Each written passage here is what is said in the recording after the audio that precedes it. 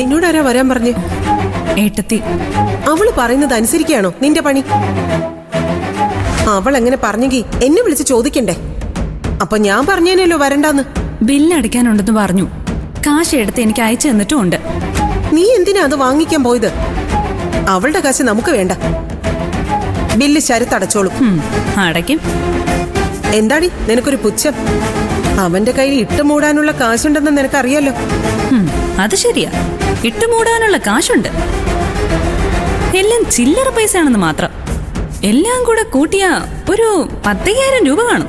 നീ എന്താ കളിയാക്കാണ്? അവളുടെ കൂടെ ചേർന്നതിന് ശേഷം നിനക്ക് ഈ മാറ്റം. മര്യാദയ്ക്ക് അവസാനിപ്പിച്ചോ അവളുമായിട്ടുള്ള കൂട്ട്. നിന്നെ കെട്ടാൻ പോകുന്നവനാ ശരത്ത്. അവന് നീ ദൈവത്തെ പോലെ കാണണം. വേണമെങ്കിലേ ഒരു അമ്പലം കൂടെ പണിതേക്കാം, ശരത്തമ്പലം. അമ്മ ബില്ലിങ് തന്നെ, ഞാൻ പോയി അടച്ചിട്ട് വരാം. വേണ്ട, ശരത്തടച്ചോളൂ. എന്താ അമ്മയും മോളും തമ്മിലൊരു തർക്കം? ബില്ലടയ്ക്കണമായിരുന്നു. എന്റെ കയ്യിൽ പൈസ ഉണ്ട്, അമ്മ സമ്മതിക്കുന്നില്ല. അതെന്താ? വേണ്ട, അത്ര തന്നെ. ശരത്തേട്ടൻ അടയ്ക്കുന്നുള്ള പ്രതീക്ഷയല്ല അമ്മ.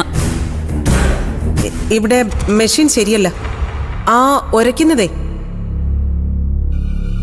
അതുകൊണ്ട് ATM ന്ന് എടുക്കാൻ പോയിരിക്കുക. ഓ ആണോ? എനിക്ക് വരട്ടെ. അതുവരെ എന്തുകൊണ്ട് ഇവിടുത്തെ മെഷീൻ ശരിയല്ലെന്ന് ഒന്ന് അന്വേഷിച്ചേക്കാം. അമ്മ ബില്ലും തന്നെ. വേണ്ട വേണ്ട. എന്റെ അമ്മയെ പേഷ്യന്റിന്റെ പേരും റൂം നമ്പറും പറഞ്ഞാൽ ബില്ലിംഗ് സെക്ഷനിൽ നിന്ന് അത് കിട്ടും. ഞാൻ പോയിട്ട് വരാം. മെഷീൻ വർക്ക് ചെയ്യുന്നുണ്ടോന്ന് അറിയണമല്ലോ.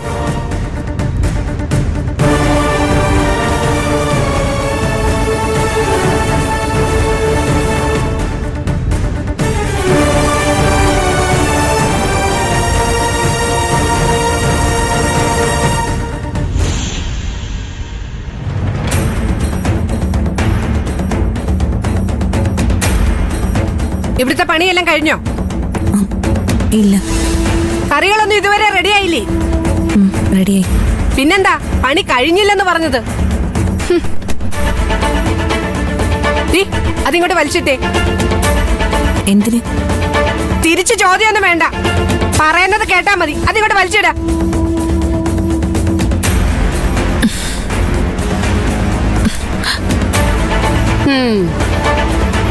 തണുപ്പ് കാലമല്ലേ, എന്റെ കാലിനൊക്കെ ഭയങ്കര വേദന. നീ ഒന്ന് തിരുമിത്താ. എന്താ തിരുമാന്?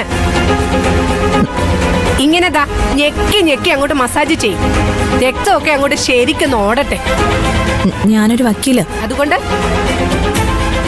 ലോകത്തുള്ള സകല തൊട്ടിത്തരങ്ങളും ചെയ്യാം. അപ്പ വക്കീലല്ല. ഞാൻ എന്തെങ്കിലും ഒന്ന് പറയുമ്പോ അപ്പ വക്കീല്. മര്യാദക്ക് ചെയ്യടി. ചെയ്യാൻ.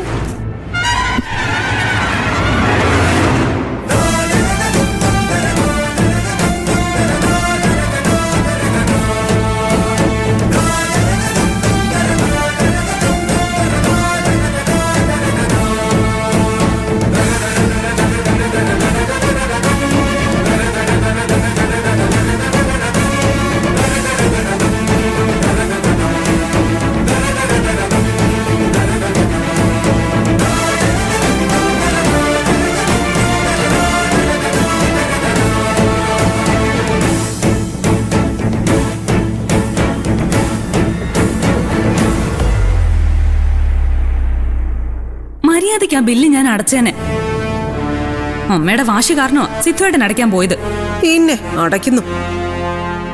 അവൻ നമ്മുടെ ആരായിട്ടാ ബില്ലടയ്ക്കുന്നേ? ഒരു പാതി സുധിയേട്ടനല്ലേ അമ്മേ സിദ്ധുവേട്ടൻ? അത് നിനക്ക്, എനിക്കങ്ങനെയല്ല. അമ്മ പറഞ്ഞത് തെറ്റായിരുന്നു കേട്ടോ. മെഷീന് ഒരു കുഴപ്പമുണ്ടായിരുന്നില്ല. ദേ ബില്ല് ഞാൻ അടച്ചിട്ടുണ്ട്.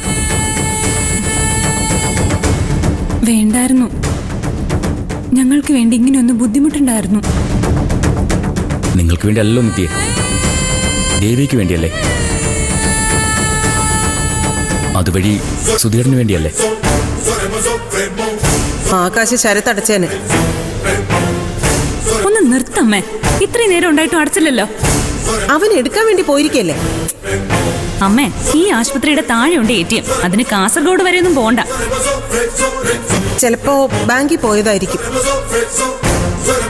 എന്നാലേ അമ്മ ഒരു കാര്യം ചെയ്യും. അമ്മ ശരത്തേട്ടനൊന്ന് വിളിക്ക്. എന്നിട്ട് കാശ് സിദ്ധാർത്ഥൻ വക്കീലിന്റെ നമ്പറിലേക്ക് അയച്ചു കൊടുക്കാൻ പറ. ആ ചെയ്യുന്നുണ്ടോന്ന് നോക്കാലോ. ചെയ്യും. ചെയ്താലെന്താ, അവൻ കോടീശ്വരനാ. ദാ ചോദിക്കും.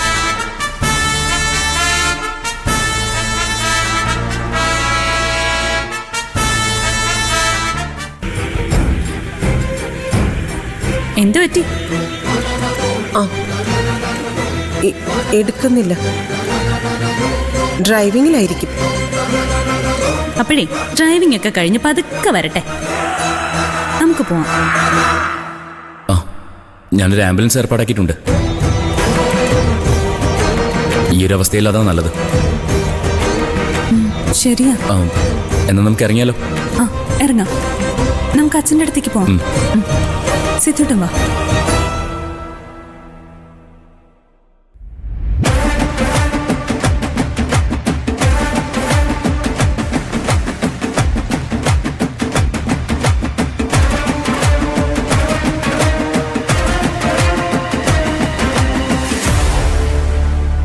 അച്ഛാ, എന്താ മോളെ? അച്ഛന്റെ ആരോഗ്യമൊക്കെ എങ്ങനെയുണ്ട്? അങ്ങനെ പോകുന്നു. എന്തേ? ഈ വീട്ടിൽ എന്നെ കുറച്ചെങ്കിലും മനസ്സിലാക്കുന്നത് അച്ഛൻ മാത്രമേ ഉള്ളൂ. അതൊക്കെ നിന്റെ തോന്നല മോളെ. എല്ലാവർക്കും നിന്നെ മനസ്സിലാവുന്നുണ്ട്, പക്ഷെ ഇഷ്ടപ്പെടാൻ പറ്റുന്നില്ല. അതിന്റെ കാരണം എന്താണെന്ന് നിനക്കറിയാലോ. ഇങ്ങനെയിട്ട് കഷ്ടപ്പെടുത്താനാണെങ്കിൽ എന്തിനാ അച്ഛാ എന്നെ സിദ്ധുവേട്ടൻ കല്യാണം കഴിച്ചത്? മോളാ പറയുന്നത് ശരിയല്ല. നീ അയക്കേണ്ട പ്രശ്നങ്ങൾ മുഴുവൻ ഉണ്ടാക്കിയത്. കല്യാണ പന്തലിൽ വെച്ച് താലി വലിച്ചെറിഞ്ഞപ്പോ തൊട്ട് തുടങ്ങിയതാ. കഴിഞ്ഞതൊന്നും ചെയ്യാതിരിക്കുന്നതാ മോക്ക് നല്ലത്. അവരവരുടെ കർമ്മദോഷമാ ഇപ്പൊ മോൾ അനുഭവിക്കുന്നത്. ശരി, എന്റെ കർമ്മദോഷം ഞാൻ അനുഭവിക്കുന്നത് അത് ഞാൻ സഹിച്ചോളാം അച്ഛാ. പക്ഷെ ഞാനൊരു മനുഷ്യ സ്ത്രീയല്ലേ, എത്രന്ന് വെച്ചാ സഹിക്കുന്നത്? മോള് കരയണ്ട. ഞാനിപ്പോ എന്താ വേണ്ടത് അത് പറ ആദ്യം. എനിക്ക് ജോലിക്ക് പോണം. വെക്കോ, അതിനിവിടെ ആരാ എതിര്?